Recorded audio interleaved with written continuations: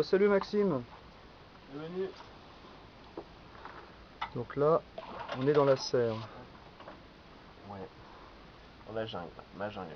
ta jungle. Ah, c'est chouette. Ouais, donc là il y a toute la partie orchidée, on va dire en général. Donc il y en a quelques-unes derrière moi, mais c'est vraiment mini. Donc là il y a une bonne tablette de plantes. Donc il y a quelques-unes en floraison d'ailleurs. La Phalaenopsis manie, donc la Phalaenopsis qu'on trouve en jardinerie, mais la version sauvage. Pour moi la plus belle que les hybrides qu'on trouve en jardinerie, trop commun. Celle-là, c'est la variété qui n'a pas été génétiquement modifiée ou hybridée. C'est rigolo ces plantations suspendues. Ouais, sur écorce ou c'est pour faire des boutures. Donc, je laisse la plante se développer. Donc c'est des espèces qui poussent en pleine nature sur des souches, Sur des des arbres, voilà, c'est arbres. des plantes épiphytes ou après sur des rochers, sur plein de sortes de. Et tu as d'autres espèces à montrer dans tes pierres éventuellement. Bah après, ouais, après bah, y a toute la collection d'orchidées un peu moins communs. Donc, c'est un bibiala, après il y a Podongès, Pancatleya, Epidendrum, Angræacum. Après, ça passe vraiment partout, tout type d'orchidées. Je suis vraiment varié.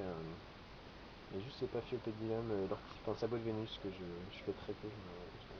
J'ai deux espèces. Là c'est pareil, il y a des plantes suspendues, tout pareil. Ouais, des bandas, ça c'est les orchidées de ce côté-là. Ouais. Qui m'a fait une belle fleur ici. Toute violette. Ouais. Sur l'image, Très c'est plus récemment. bleu. Ouais. Là c'est dû à l'éclairage, hein. Je rappelle qu'on est dans la serre. Voilà, On n'est pas en studio. elle est bien violette. Hein. Et après, ouais, ça c'est les vandas qu'on peut trouver en jardinerie. Ils sont un peu plus communes. Donc là, c'est des orchidées que j'ai récupérées des fleuries d'une jardinerie qui étaient prêtes à être jetées à la poubelle, comme bien souvent, des orchidées invendues. Et du coup, elles refleurissent très bien ici. Elles sont acclimatées. Ouais, elles se redéveloppent. Tu peux expliquer en gros comme ça comment réussir sa serre? Que j'imagine que tu as des précautions aussi bien l'été que l'hiver, quel Ouais, type d'eau, quel type de de pas luminosité, ouais. ouais, luminosité et Donc, puis en même temps peut-être ne pas tout mélanger.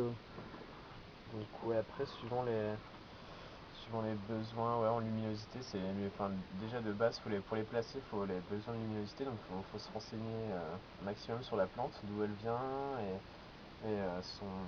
enfin, l'état sauvage, où est-ce qu'on la rencontre. Et du coup, là, on les place après. Par rapport à ça, on les place. Donc moi, je les place par famille, donc plantes carnivores, après plantes succulentes, plantes grasses. Après, il y a tout ce qui est broméliacée. Donc du coup, je place par rapport à la lumière et l'emplacement de ma serre. Et après, il y a l'eau, la qualité de l'eau aussi. Du coup, les plantes carnivores, orchidées, et trois quarts des orchidées préfèrent l'eau de pluie, l'eau de pluie naturelle, on va dire. Donc il faut pas d'engrais, enfin pas d'engrais jardinerie commun, on va dire. Pas de calcaire, tous ces trucs-là à éviter pour sauver son orchidée. Et plantes carnivores, c'est pareil, ça demande une eau pauvre, un milieu pauvre, donc de la sphaigne, comme les orchidées, comme certaines orchidées. Tu peux montrer la spaigne? Donc la sphaigne, c'est cette mousse-là. Donc, après, c'est gorgé d'eau. On voit pas trop, mais c'est vraiment gorgé d'eau. C'est une éponge et du coup, c'est le substrat idéal. Donc ça, et puis l'eau de pluie, et après, comme carnivore, on se développe super vite. Donc là, on peut voir aussi des semis, là, des semis un peu plus vieilles. Après, il y a aussi des semis, parce que je fais pas mal de plantes différentes. Donc là, pour faire des futurs bonsaïs, il y a des herbes du Japon, tout ça. Après, des cactus arboricoles. Ici, j'ai commencé une petite collection de cactus arboricoles. Donc voici, là, c'est des boutures de quelques mois, qui datent de quelques mois. Donc après, il y a la partie des succulentes. Donc là, c'est vraiment expérimental.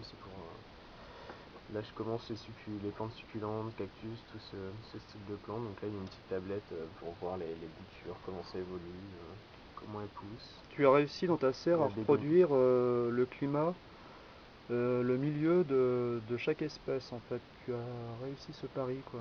Ouais, je pense qu'elles sont bien acclimatées là.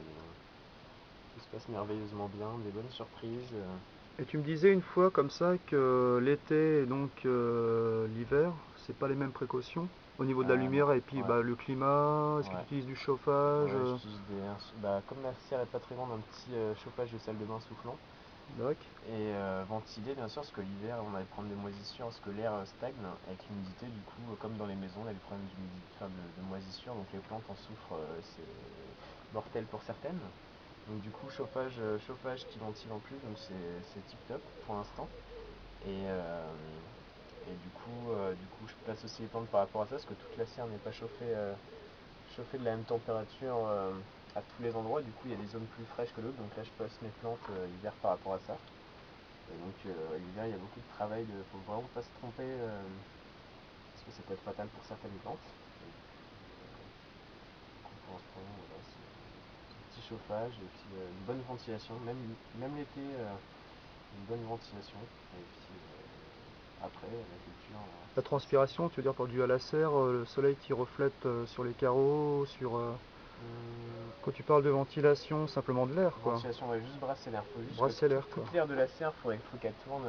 Parce que dans les coins, dans les bouts de. Enfin, entre des pots, l'air circule mal. Du coup, il faut vraiment que l'air puisse circuler. Donc là, les tablettes sont aérées pour les orchidées. Pour déjà pour faciliter l'évacuation de l'humidité par le dessous du pot et tout ça. Et du coup, l'air peut circuler. Donc là, on peut voir du curcuma. Donc là, je commence les plantations d'épices. Donc après, il y a un petit peu tous les orchidées qui demandent moins de lumière, donc elles sont sous les tablettes, donc plus à l'ombre. Après, il y a Amorphophallus à côté, qui fait juste une tige avec une feuille. Donc, on peut la connaître par la plus grosse fleur du monde. Donc Amorphophallus titanium. Donc celle-là, c'est une espèce différente, un peu plus petite, mais c'est assez intéressant à cultiver aussi. C'est impressionnant. Un peu partout. Et du coup, quand tu mets une espèce peu importe l'espèce, côte à côte, une espèce de tel pays, de tel milieu climatique, elle peut s'entendre avec une autre espèce. Ouais, après, il faut faire juste attention à ce que l'autre pousse pas par-dessus une autre plante pour l'étouffer et tout ça. Donc lui prendre sa lumière, donc il y a juste ça à faire attention. Donc là, ça revient pareil à bien placer les plantes. Ça, donc sinon, bah, enfin, là, il y a des bégonias, il y a un peu de tout. Il y a du café, il y a ouais, une petite collection de bégonias. Ce que j'apprécie aussi, une belle fleur de bégonia. Donc après, On a l'impression de voyager ouais, ici. ouais, c'est une petite jungle, c'est un petit bout de paradis pour moi. Bah, Maxime, je te remercie pour tous les renseignements, puis pour ceux qui seraient intéressés pour faire eux-mêmes une serre, Ouais. ta patience et puis de me partager cette passion qui me plaît aussi. Donc voilà, bah, j'espère que tu continueras et puis tu arriveras à faire toujours pousser ces plantes La le plus prochaine, longtemps possible. Et prochaine étape, ça sera la construction d'une serre dans le fond du jardin, beaucoup plus grande, pour abriter toutes les orchidées, parce que là c'est vraiment tassé. Et du coup, bah, prochain épisode, construction de la serre. d'accord, bah génial. Ok, bah merci Maxime. Salut, tchuss. Salut.